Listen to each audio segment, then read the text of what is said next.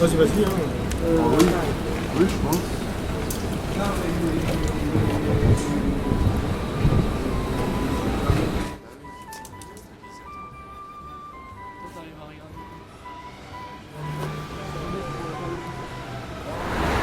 Elle a du succès ta soupe.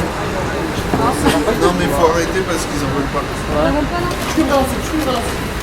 Attends, avant de commencer, j'en ai une histoire. Oui, peut-être la dame là. Tiens. Là, je le tiens.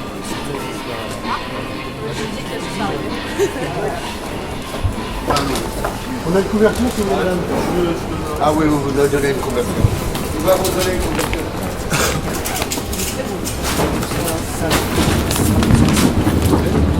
Il y en a sorti, je crois. Ah oui, ouais, c'est ça. Pas mieux.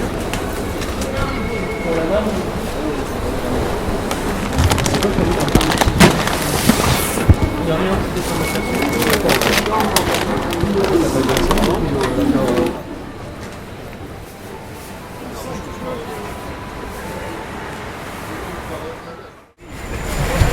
Merci, François du vélo. Bon courage. Bon courage et bonne année, madame.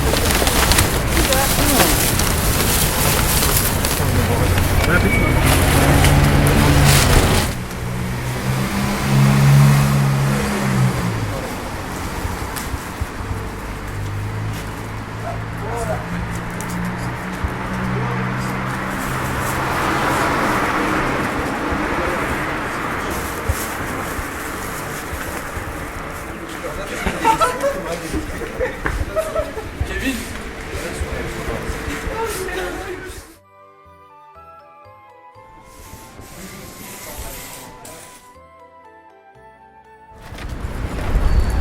Bien, merci aux bonnes volontés, à nos militants, à ceux qui se sont joints à nous de participer à cette nouvelle action, à cette action pour cette nouvelle année 2015, une action sociale et charitable.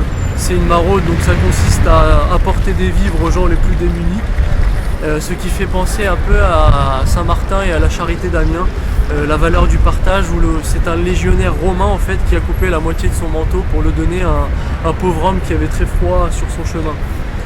Et c'est une tâche que nous avons effectuée malgré le froid, malgré la nuit. Le mérite qu'on en tire, c'est donc d'avoir accompli une tâche qui n'est pas si simple, qui demande préparation, la cuisine, apporter des fournitures, se les distribuer, etc. entre les couvertures, les vêtements chauds. Ainsi qu'une volonté de dialoguer pour apporter un soutien humain à ces personnes, tout en gardant parfois nos distances, bien sûr, parce que forcément, porteur de microbes, c'est comme ça, on ne peut pas faire autrement. Mais tout cela est formateur et cette action sociale est l'occasion pour moi de rappeler donc la doctrine sociale. J'en profite pour réaffirmer le fait qu'il doit y avoir cohérence entre notre doctrine nationaliste qui est nécessairement sociale et nos actions. En rappelant à l'occasion que la ligne sociale a toujours été importante pour les nationalistes. Je vais donc m'atteler à citer des maîtres du nationalisme français qui ont toujours exprimé la nécessaire jonction du social et du national. Drummond a d'ailleurs créé le terme de national-socialisme dans son journal La Libre Parole, c'était en 1892. Il mettait en valeur l'écrivain Touzenel avec l'Action française de l'époque, qui pourtant était un socialiste revendiqué, mais un socialiste à la française, donc pas international, qui s'affranchit de la démocratie, qui s'affirmait anglophobe et antisémite. Donc un bel emballage pour un socialiste français. Barrès aussi qui écrivait dans Scènes et doctrines du nationalisme « Je ne crains jamais d'insister sur l'union de l'idée socialiste et de l'idée nationaliste, affirmant encore la puissance convergente de ces deux principes. Nationalisme engendre nécessairement socialisme, disait Barrès. Il s'est d'ailleurs présenté lui-même à la députation de Nancy en 1900 en ces termes, candidat républicain socialiste nationaliste, ce qui lui était propre. Maurras, lui aussi, était épris de la question sociale. Il écrit dans le dictionnaire politique et critique. Un socialisme libéré de l'élément démocratique et cosmopolite peut aller au nationalisme comme un gant bien fait à une belle main. Un maréchal de France, Philippe Pétain, enseignait à la Revue universelle « L'esprit nouveau doit être un esprit de communion nationale et sociale.